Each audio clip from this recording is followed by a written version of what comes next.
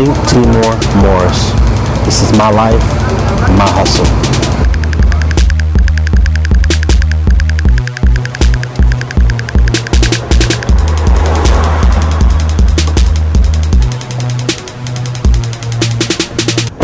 So right now we are going to a preview of a property.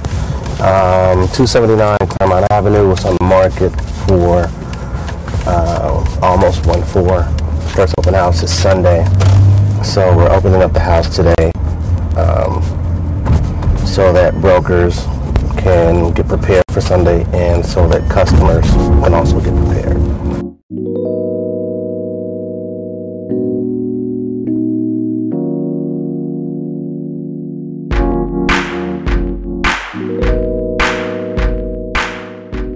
We are in Fort Greene, Clinton Hill. This is Vanderbilt Avenue, which is between Washington and Clinton. It's a 4-floor, 4-family brownstone. Brownstone is what Brooklyn is known for, and it needs renovation. So whoever buys it is most likely gonna, improve the property to some degree. If the buyer wants to go green with the property or use renewable materials or try to reduce the carbon footprint on the property, we're going to offer just a bit of information on what that process would entail and who some of the vendors are in the area who sell those products.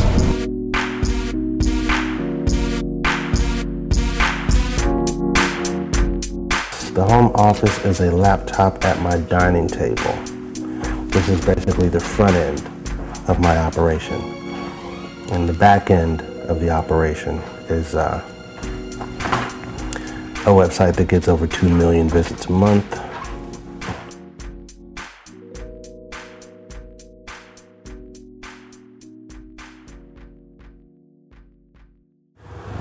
My grandmother had 6 children.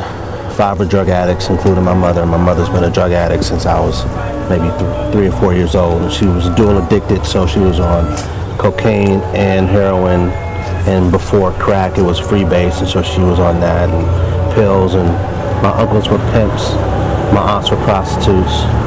And so, there was a whole sort of culture that came from that mixed in with family, and sort of lineage and familial history. My grandfather was an alcoholic. So even before I was old enough to hit the street myself, I was sort of being raised and groomed to live into the lifestyle that my elders were living. So, at one point my mom,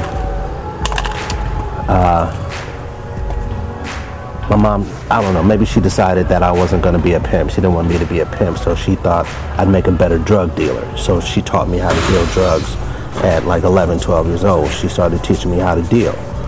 And, her logic was that she wouldn't always be there for me, and so she was going to teach me a hustle that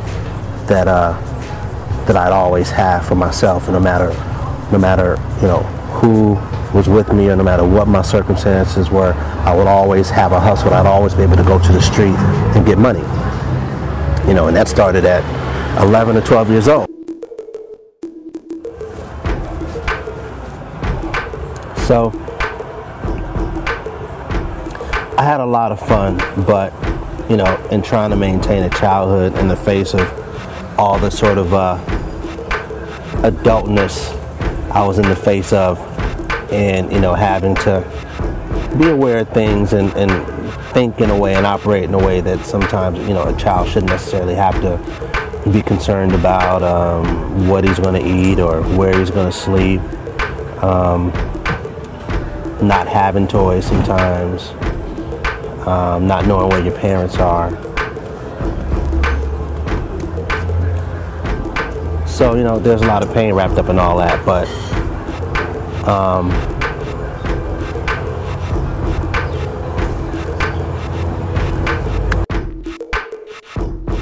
my dad is really strong, sensitive.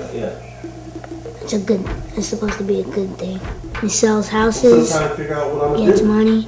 Like how I'm gonna make these beats when I'm gonna use. and helps our family raise me. Turn it off, guys.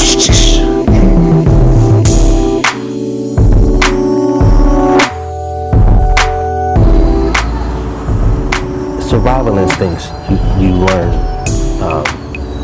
when they teach you the game. Really, that's what the game is about. The game is about being able to live through whatever circumstances you encounter. You know, some people work and some people hustle. And the workers go home at 5 o'clock.